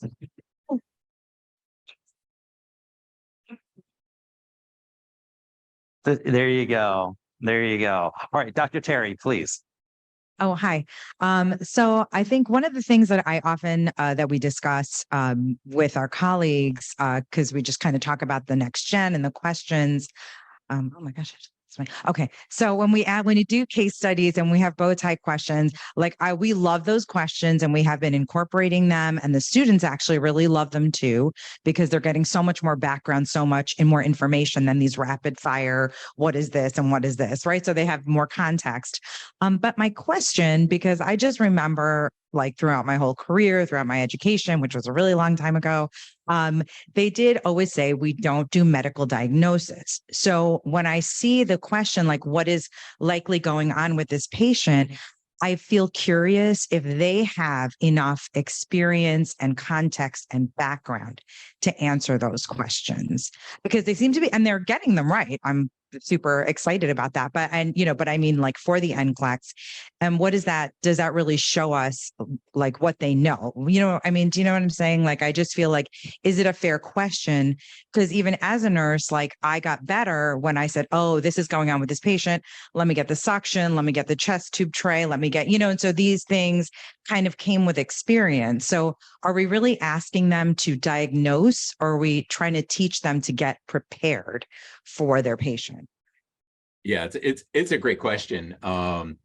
So one of the things you may have noticed in my sample is, I think around the fourth question, it said something like, the nurse needs to do X for the client who was just diagnosed with splenic laceration and left-sided hemothorax, right? So in other words, we're not looking for the test taker or the nurse to come up with that diagnosis that was actually given, right? But always, even pre-NGN, right? We definitely on the NCLEX have an expectation of connecting certain signs and symptoms with certain conditions, right? Now, does that become the diagnosis? I don't want to split hairs and get very semantic, but I'll say we do not expect the nurse or the grad to diagnose. We do expect to be able to make connections between certain ways that the client presents and certain conditions that would be consistent with it. So I don't know if that's helpful or if I sounded like a lawyer there, but I'd answer it that way. I don't know, Tim, if there's anything you would add to that. Yeah, just speaking to the staff development nurses, and when you look at the research, patients are misdiagnosed all the time. And if that nurse picks up on something and goes, they need to communicate to the rest of the team, you're headed in the wrong direction. There was a comment here, one of the sample questions had obtaining an advance directive obtaining consent. That is a physician's job. That is a nurse practitioner's job. That's the provider's job. But I'm here to tell you, the nurse that finds out no consent has been obtained needs to throw their body in front of everybody and go, "You're not touching my patient." Right? So those questions are so real. They are going directly to what that new nurse will experience within their first 3 months of practice. They need the understanding, the DNA, and the bravery to say to that doctor, "You're headed in the wrong direction." And that's why these test items are so amazing, because they are so real to that fact. I mean, what nurse in here hasn't had to have that conversation with a provider? right? And so that's where the realism comes into it. It's not we're teaching them how to do differential diagnosis and go in and make the final decision. You have asthma. You know, that's not what this is about. It's about that realism. I'm sorry, we have one question online. Actually answered the online question that I was going to ask. So if you Okay, want to. this is our last question then. All right, go ahead. Hello. Okay. I'm fortunate enough to be married to an elementary school teacher, so he helps me with the language level. But as a suggestion, I have tried running some of my questions through Chat GPT for cultural sensitivity and bias and reading level. So that's actually been quite helpful. So you might want to try that. And then the question that I have is a lot of our students are saying they have seen absolutely zero math calculations on the new NCLEX. That's been our feedback. Is that true? Zero. Well, so you may remember at the very beginning, I talked about questions like which client should the nurse see first? And I said, the CAT algorithm doesn't control for that. You might get one, you might not, right? If we think about fill in the blank calculations, it does work a little bit the same way. The algorithm does not have a quota for calculation items. That's important to know. Meaning it could be possible to take an NCLEX and not get a calculation because it's simply not controlled for by the algorithm. Now, what we do get, if you think about most of our calculations, they tend to come in what we call our 06 category, pharmacological therapies, right? Drug calculations, things like that. That's where most of them live. And the computer algorithm does make sure that a certain percentage of the test hits that category, hits the 06 category. I don't have the number in my head, but it's something like 15, 18%, something like that. So you're going to get a lot of questions in that category. And then the question is, what are they? Well, I would say for a typical person, I would expect some to be fill in the blank calculations, but technically it's possible to end up with zero. So yeah, it would surprise me if a lot of people told me I didn't get any, but it wouldn't surprise me at all if, you know, a couple of people told me they didn't get any, right? You know, if you had 30 grads and 30 out of 30 said they didn't get any, I'd probably, you know, go behind the scenes and look that up. You know, if you had 30 grads and you know, 4 or 5 of them said that, I'd be less surprised. But okay, I'm seeing in the chat, maybe somebody else experienced that. I'll check with the team, but we certainly still have those and still use those. Yeah, I would say I'd remind you a clinical calculation quiz, a question as in do this math, that is not way up in the application and analysis. Whereas with a next gen question, you're going to see an MAR and a nurse's note and a report from the patient and all of it's going to be put together. And maybe the clinical calculation happened correctly. Maybe it didn't. Did you pick up on that? Rainey, do you know, does the VA still require a math quiz before you get hired as a nurse? Oh, okay. Okay. Any of your health systems that you work with, do you know, do new nurses, I'm seeing some head nods. So there are some facilities that still require that math quiz. You got to pass a math test as part of the interview process. So I don't want you to leave here and go home and go, hey, let's nix the clinical calculation quiz. You know, please don't do that. I just wanted to make sure that we still knew it was I think next gen, Jason, leaps beyond it in many areas. It's just part of the big picture more than anything would be my estimation. Jason, thank you so much. Please give Jason a round of applause. My goodness. Yeah. Well, again, any more questions? It's 1-800-JASON is his phone number. And or I believe you did share some email addresses in there. And we're going to be working on a lot of what Jason taught us over today and tomorrow.